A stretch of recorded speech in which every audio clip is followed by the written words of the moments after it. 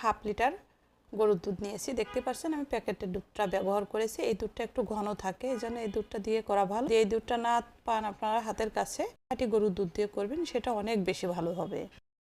500 গ্রাম দুধ নিয়েছি। 500 গ্রাম দুধকে আমি 200 গ্রাম করে নিব। 200 গ্রামের কম করে নিয়েছি, একদম ঘন চিনি। মেজারমেন্টটা দিয়ে ভালো করে নাড়াচাড়া দিয়ে মিশিয়ে নিয়ে অ্যাড করে দিলাম 1 টেবিল চামচ ঘি। ঘিটা দিয়ে ভালো করে মিশিয়ে